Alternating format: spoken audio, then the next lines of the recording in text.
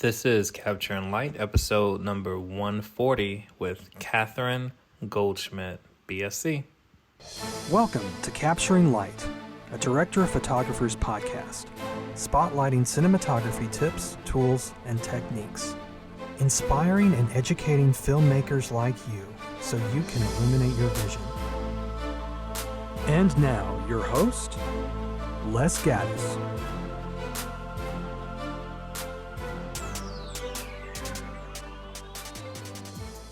Welcome to the Capturing Light podcast. I'm your host, Les Gaddis, and today we're talking to Catherine Goldschmidt, BSC.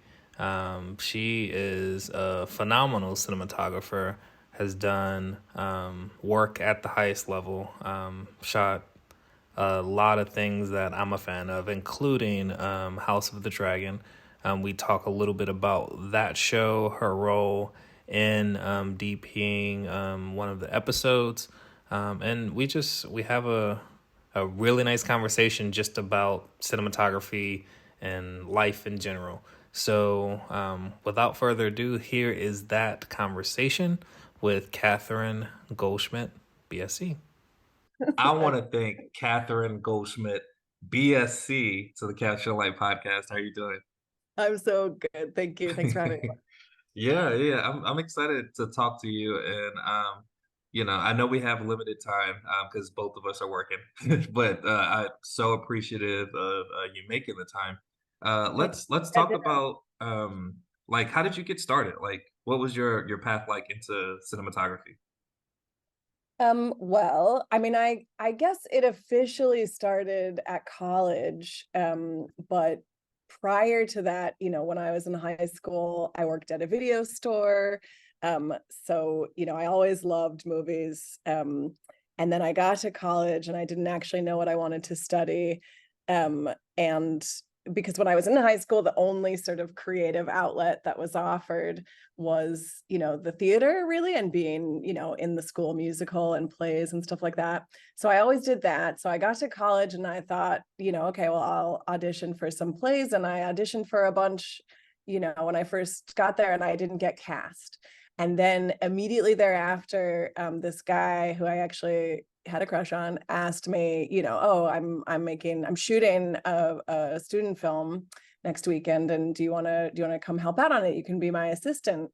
And I was like, yeah, that sounds cool. And I just literally, from that moment of being essentially his camera assistant on this, he was shooting on Super 16, so he taught me how to load the mags, and I just immediately fell in love with the whole process. And so I was a projectionist in my college's cinema, and then I became a film studies major ultimately.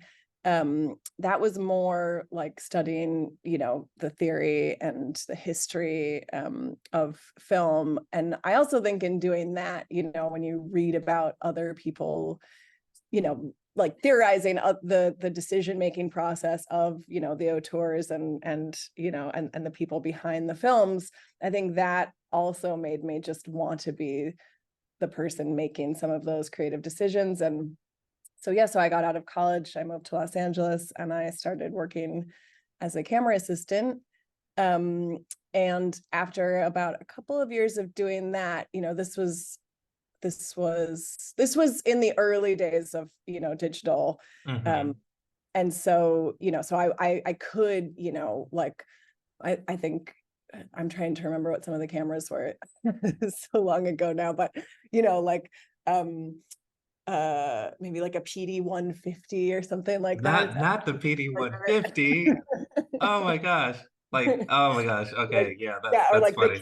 the Canon Was it XL2 or GL2? XL2, exactly. Yeah. So it was like that era. So I could Right. borrow somebody, because I was assisting, then I knew people who had the camera, so I could borrow them on the weekends and shoot stuff for people. And go to the store and grab mini DV.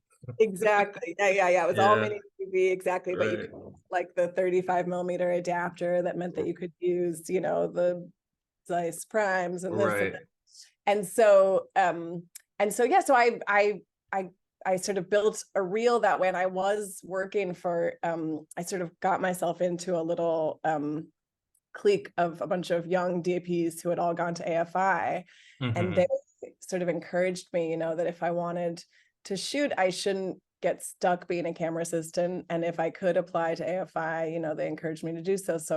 So I did, and I got in, and I think that was really, you know, a life-changing experience, really, because it just lets you sort of hone your craft for 2 years. And yeah, so I did that. And anyway, I mean, it's all a long story, but I think that's the sort of my background in terms of education and how I got into it. So yes, there you go. Right.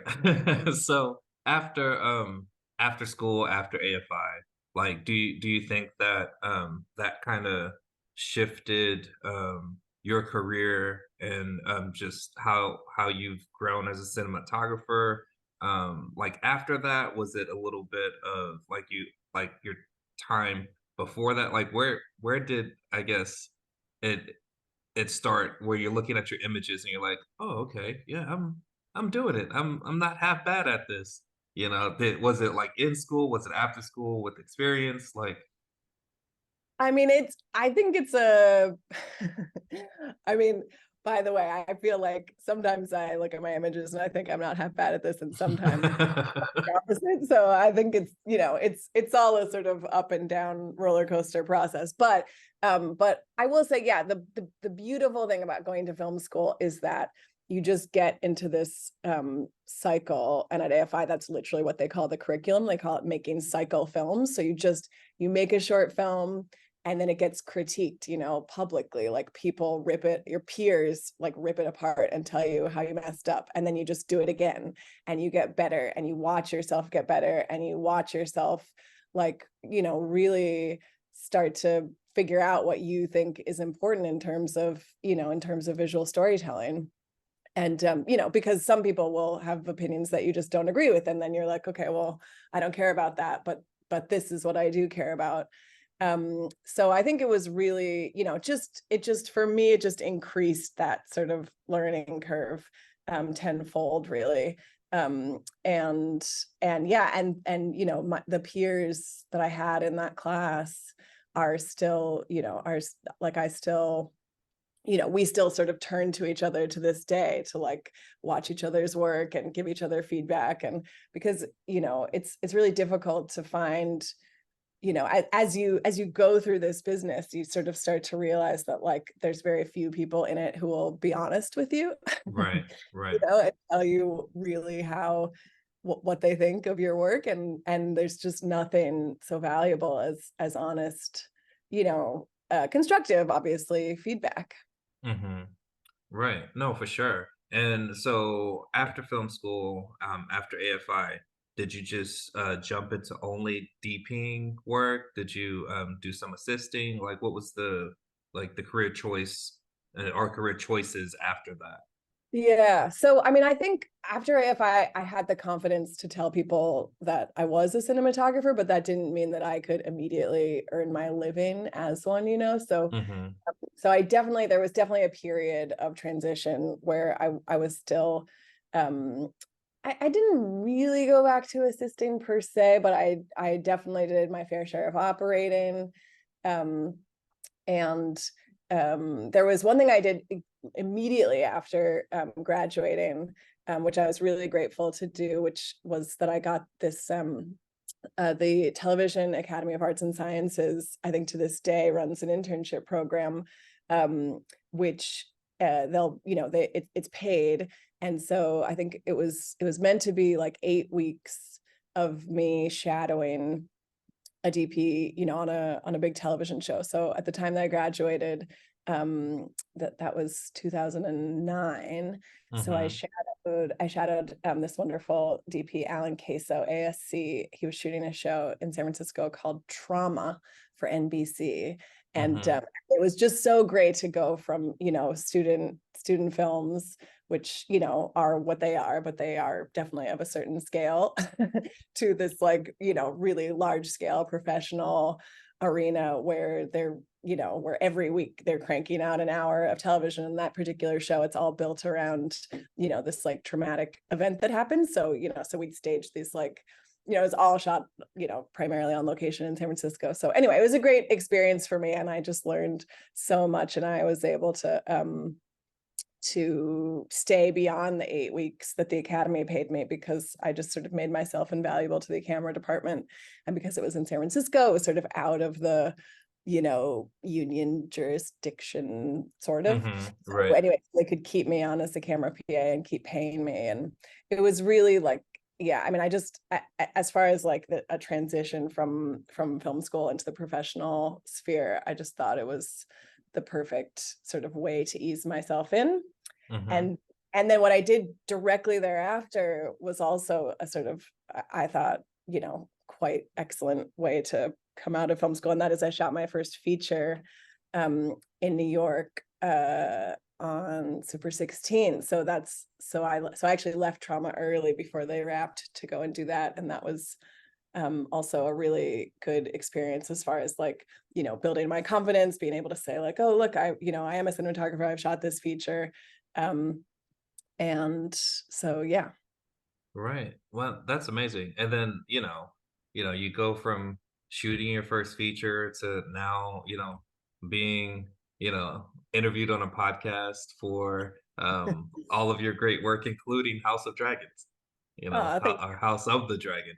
So, can you tell us a little bit about, how you got brought on to the show? Like, what was that process like, being on House of the Dragon? Yeah. So it was one of those, I mean, yeah, sort of unbelievable phone calls to get, really. But at the start of 2021, I got a call from Fabian Wagner, ASC BSC, a fellow DP who I'd never met or spoken to before, but he called me up out of the blue and said, hello, I am starting this show with my Game of Thrones director, Miguel Sapochnik. It's a Game of Thrones prequel series, and one of the directors is looking for a DP, and I wondered if you wanted me to put your name in the hat. That is crazy. Like, so when he called, did you Yeah. just, well, oh, this is not Fabian Wagner? You hang up because you're like, this can't be real. I mean, it was very surreal, and I just, yeah, I mean, I think the whole time I was a little bit just like, is this happening? But yeah, but then I had a Zoom interview with Geeta Patel, and and it went great. We spoke for like almost 2 hours, and we just really hit it off. And yeah, and a couple of weeks later, she offered me, or they HBO offered me the job. Um, so yeah, it was exciting. Wow. That's amazing. Yeah, And so you were the cinematographer for episode 8, is that correct? that's right. Exactly. Yes. Geeta and I did, we did episode 8. That's right. Okay, awesome. And like, as far as just the working with such a large show, and it being, where there's multiple cinematographers, and like, how is that, I guess, working relationship with you and other peers, working on the same show?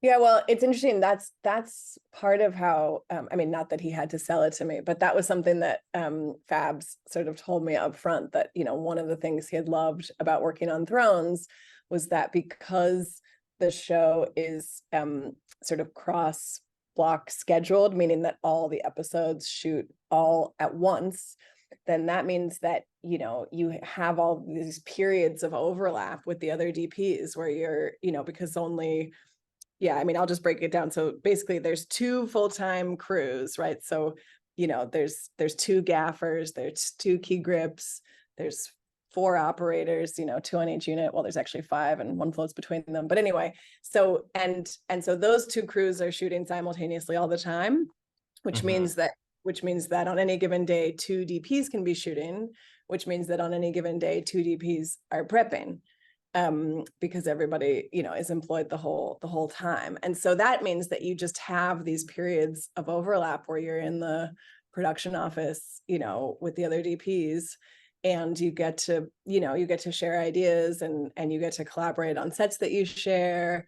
And it's really much more collaborative than say the traditional, well, I've been shooting a lot of television in the UK, so the way that that's sort of scheduled and shot is often that there's a lead DP who does block one, who hires all the crew, establishes the look, and then just sort of tells you like this is the deal, and then turns it over to you, and then it's your turn basically.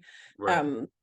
So, and yeah, House of the Dragon obviously works very differently to that. Yeah, and so were there any particular key moments, key locations where you got to, like establish a look, and it sounds very collaborative, and like I'm interested, just to hear your experience on like the establishing Catherine's visual aesthetic to Yeah, to the yeah, show. yeah. Yeah. Well, so it was interesting. So Geet and I were doing one episode, and the other three DP director pairs, they were all doing 3 episodes each. So they actually started slightly before us because we were only doing the one. So by the time we started, they had already been shooting on a lot of sets, and so a lot of stuff had been established. And what was fun about working, not just with Gita, but with the production designer Jim Clay and the set decorator Claire Richards, and really everybody on the show, is that they were really, and certainly I should say the showrunners, Miguel Sapochnik and Ryan Condal, like everybody was really interested in what we wanted to do with our episode. And part of what was exciting about, the first season was that there were these great time jumps between all the episodes. So between episode 107 and ours 108, I think a period of 6 years passes. And so this gave us the excuse to really say, okay, well, it's been 6 years. Rhaenyra's been away from the Red Keep this whole time. In that time, Viserys has gotten really ill and Alicent has taken over. And what does that look like? What changes have occurred? And so, so we were both encouraged and supported in sort of coming up with that new look. So, for example, like, there was a showlet that Fabian had made with our colorist Asa Schul, and I was able to go in and tweak that LUT slightly just to make it, a little bit cooler. There was this idea that, our episode is like heading into winter. And so, so I wanted the light to be, a little bit harsher, a little bit, lower, and to have that sort of contribute, like the words that were used about like how does the Red Keep feel now under Alicent's reign was like more austere, more gothic, because she has sort of in this time become a little bit more religious. You see like the signs of the 7, the 7-star, the whatever it's called, Star of the Seven, which hangs now at the hall. Like, there are those kind of symbols all over the place. And we stripped a lot of the furniture out just so it felt like that much more sort of bare and, like not decorative. And we really used, episode 1, Pabs and Miguel's episode, where they, are showing the Red Keep through the eyes of, Rhaenyra is really a child at that point in time. She and Alicent have this beautiful friendship. And so it was a very like warm place, I thought. And in our episode, we just thought of it as the flip opposite, really, that she's coming back. She and Alicent are enemies, and this is not a welcoming place anymore, and it is not her home. And so we really, focused on photographing that idea and like, what does that look like to her? Right. Awesome. And I know you talked a little bit about the lighting, and I'm on your website, on the House of the Dragon page. So I know that the cameras that were used are Alexa 65 and the Mini LF.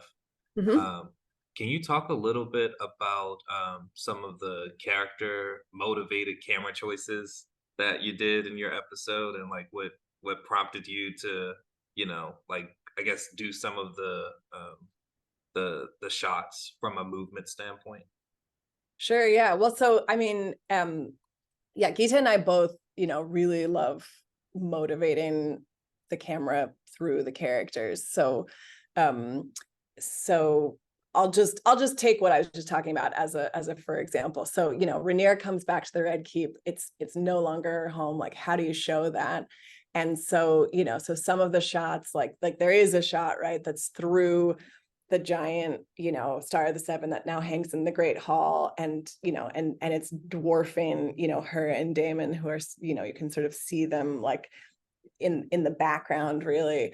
Even before that, when she first arrives and she gets out of the carriage and she's looking up at the castle, we wanted her to feel, really small compared to this, overwhelming place that she no longer knows. And then as she is coming in to, see her father for the first time, we really wanted to build the mystery and suspense of that moment. So the camera is very much, moving with her. That's like a sort of classic Hitchcockian thing, isn't it? That you just, you're tracking with her, you see what she sees.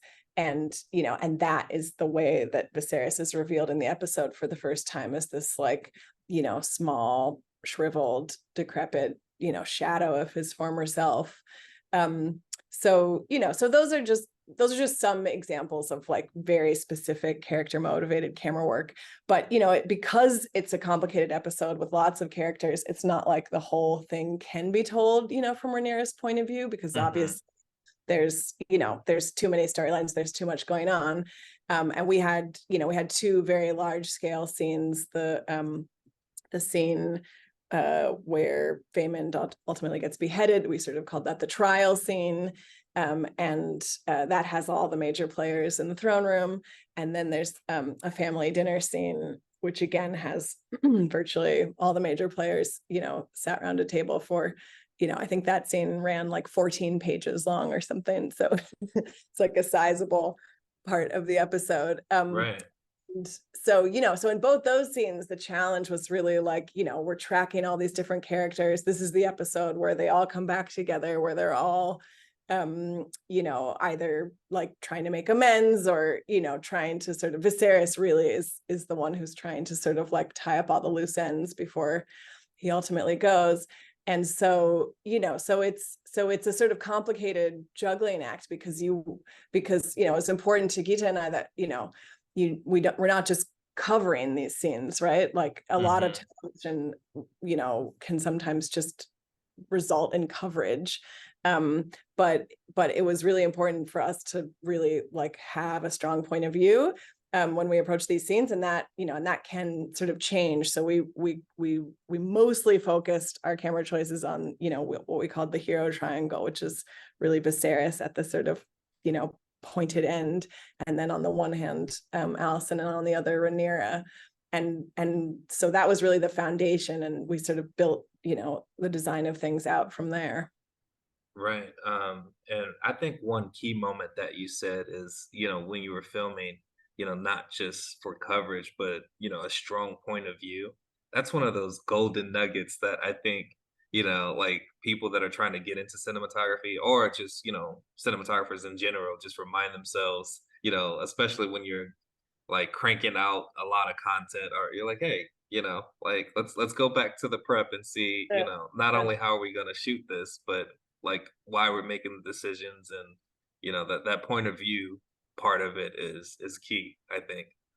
Yeah, I really think so too, because it's really easy in television to just be like, oh, okay, we have to shoot this many pages and we have this many characters, and so what's the simplest way to do this? And a lot of the times, like simple is elegant, and so there's nothing wrong with simple, but it is just, I mean it, to be perfectly honest, it actually gets more simple as soon as you know whose story you're telling, because Right. that just informs everything you're doing, and it focuses you, and you just, then you can say with more confidence, like, okay, well, so if we're coming into the throne room with Viserys, then, then we don't necessarily need to see him from Rhaenyra and Otto and Alicent, we can just be with him. I mean, we did, obviously, that's a big moment for so many of the characters in that room, and it means so much to all of them. So of course, we do cover them for their reactions, and the editor does use some of that, and that's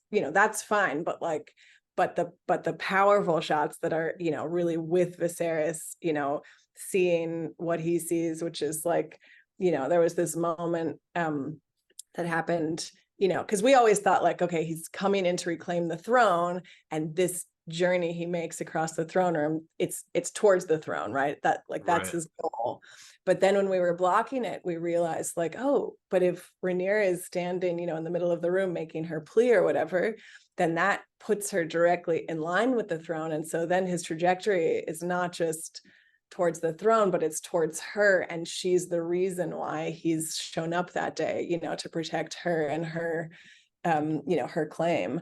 And so anyway, so there's a shot that sort of shows that, right? And so it just makes it that much more sort of powerful and meaningful. Okay. And so episode 8 is sort of like, like if you draw what, the story arc, I feel we're kind of at the peak, right? Because our episode, they all come together, and then by the end of the episode, Viserys dies, and that just breaks everybody apart. And then for the rest of the season, episodes 9 and 10, everybody's just, like starting this war, basically. Right. So like this episode is like pivotal in Yeah, like setting up 9 and 10. exactly. Yeah. Exactly. Did you feel any pressure about Well, definitely we did. Yeah. I mean, so the show's called House of the Dragon, and our episode has, guess what, 0 dragons, and that was a bummer for us. But we were like, okay, it doesn't have any dragons, but it has just these awesome, and like we said, like pivotal character moments where if we don't get it right, then the show falls apart, really, or like nobody believes that Rhaenyra and Alicent can like go from being enemies to potentially, because in our episode, like what you have to believe by the end is that Viserys really has brought people back together again, but there's like lots of contradictions, basically, because he's focused on bringing Rhaenyra and Alicent back together again, so the audience should believe that he's successful in that. And then in the next moment, it's the next generation of people, it's the children of Alicent and Rhaenyra that like can't forget their grudges and can't truly reconcile. And so that's a setup for how the season ends, and also what's to come in the future. Right. So from prep to post, like how much time did you spend working on the show? Like what was your, like your, I guess, day slash month count as far as like how much time and effort it took for you to do everything that you needed to fulfill your job as a cinematographer for 108? Yeah, well, so like I explained, it's a strange sort of shooting pattern that not too many shows share, where everybody shoots all at once, and so because we were only doing the one episode and everybody else was doing 3, it was a very sort of uneven amount of prep to shoot. So we were prepping far more than we were shooting. So overall, I was employed from, I think we started the end of July 2021. We were originally supposed to wrap by Christmas, and then because of, honestly, mostly COVID delays, I would say, we did not wrap until February 2022, mid-February. So that was my length of employment. Now, in that time, I don't think we shot more than 25 days, which is still a considerable amount for an hour of television. Right. But so the rest of the time was prep, which is just absolutely unheard of. I know it will never ever happen to me again. I'm on season 2. Yeah, I mean, seriously, it was unreal. But I'm on season 2 now, and we have 2 episodes this year, and it's very different, the ratio of how much we shoot to how much we prep. I mean, it's still a considerable amount of prep again, but it's not anywhere near like what we experienced last season. And so anyway, that amount of prep time really let Gita and I, dig deep, just not just into the script, obviously, but into references and into research, and And and we spent, because you're there on this, on the studio a lot, and a lot of the sets are there, you can spend a lot of time in the sets, and we were able to modify a lot of them, like get the art department to break down walls that weren't previously broken down, just so we could put cameras in new positions. And so we were really like thoughtful about what we were doing. Right.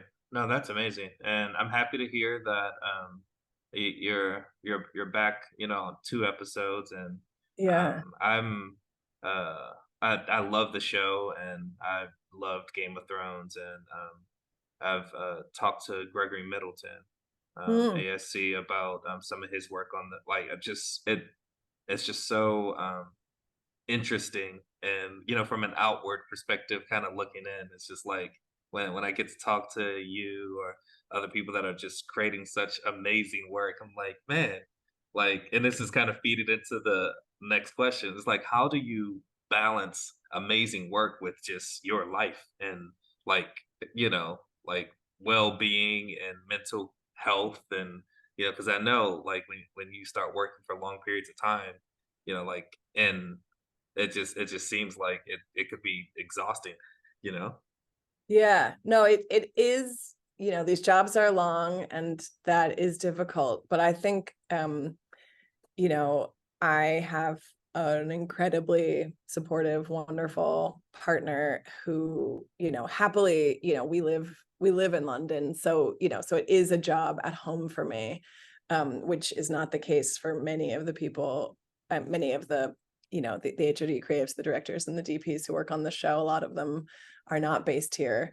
Um, so, but, I think the weekends become very precious, Right, and and yeah, I mean, I think, yeah, it's definitely a challenge that, that you see everybody, everybody who you're working with sort of, try to handle in their own way. And but I mean, to be honest, like this year, I have to say, the studio opened a gym, which is just like a whole new world for so many of the people who work on the show, because right, they can, they can go work out before work or after work, or even during lunch. The gaffer goes during lunch, and it just like just having that 20 minutes or whatever on the right, treadmill or whatever it is, like, makes people happier. right, yeah, exactly, And that's really important, like, and healthier too, obviously, very important.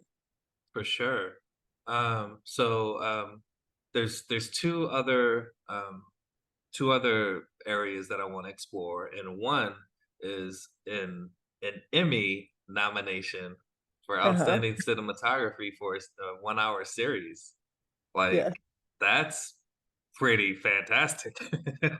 So, No, it's very cool. congrats on that. Like, how did you feel? Like, I mean, that's, to, be recognized, with a nomination, and like, man, that's like, I feel like career, like highlights at that point. Yeah, no, it was very surreal when it happened, and obviously I was at work, surrounded by people who worked on the show as well. So everybody was, thrilled, and yeah, I mean, it's just a really, it's a really big honor. I mean, it was an honor to work on the show, in the first place, and then to be recognized for all the hard work is just, it's wonderful. Right. That's awesome.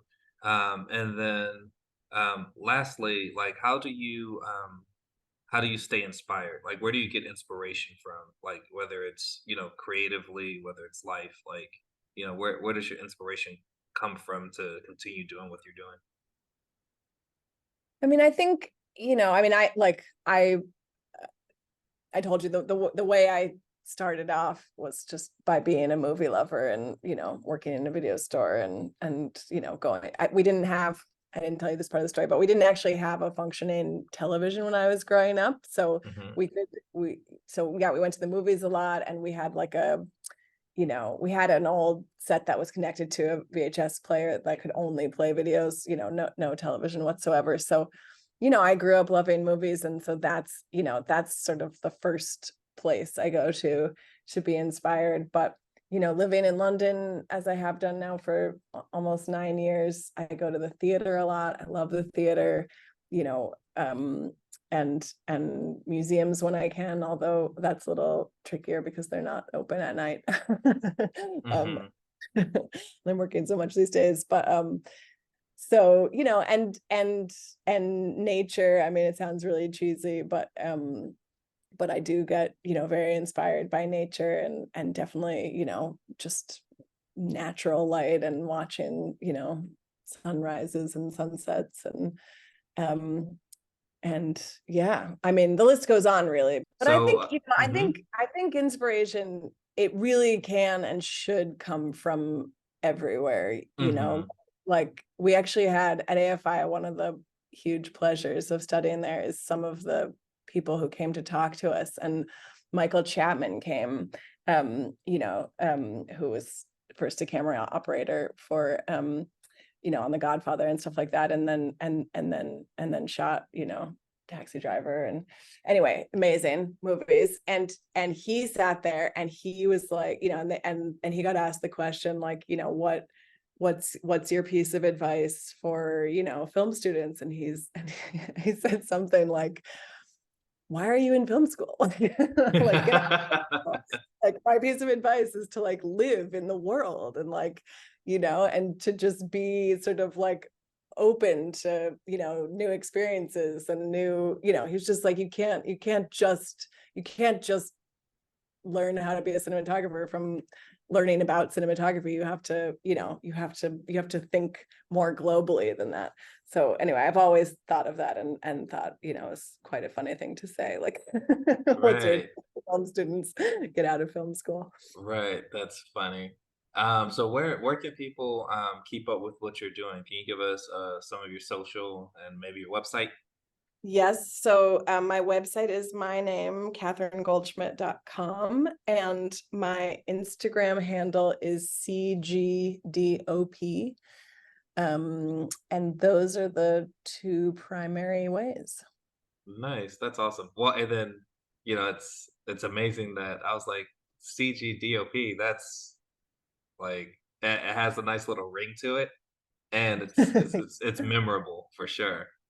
So, It's funny because I think I got that no, I think I must have moved to the UK by the time I got that handle. But interestingly, even before I moved to the UK, I worked with this wonderful camera assistant in the US who that was his nickname for me. And yeah, it's probably because it has a nice ring to it. But yeah, in the UK, you're a DOP, not a DP. So right. so Awesome. Well, Catherine, it's been a fantastic talk, and I appreciate you for coming on the Capture Light podcast. thanks so much for having me, Les. It was really nice talking to you. So again, I want to thank Catherine for coming on the Capture and Light podcast. Be sure to go to her website, follow her on Instagram, CGDOP, and yeah, just keep up with what she's doing. Congrats again on your nominations, Catherine. And yeah, I mean, just keep doing what you're doing because you're doing it well. With that being said, if you have any questions, feel free to reach out to me. Les Gaddis is my Instagram handle. You can always email me, les@gaddisvisuals.com. If you have any questions. Yeah, I mean, that's pretty much all I got. Like getting back into the swing of things with the podcast. I just finished wrapping a show that took my summer of 23. So that's interesting. I'm sure as things get going with editing and all the things, I'll talk a little bit more about that process and navigating something like that for 8 episodes and 55-ish days of filming. But yeah, I appreciate the listeners. I appreciate you as always, and I'll catch you in the next episode of Capture and Light. Thanks for listening to Capturing Light with Les Gaddis, a Director of Photographers podcast. Inspiring and educating filmmakers like you so you can illuminate your vision. A Gaddis Visuals production.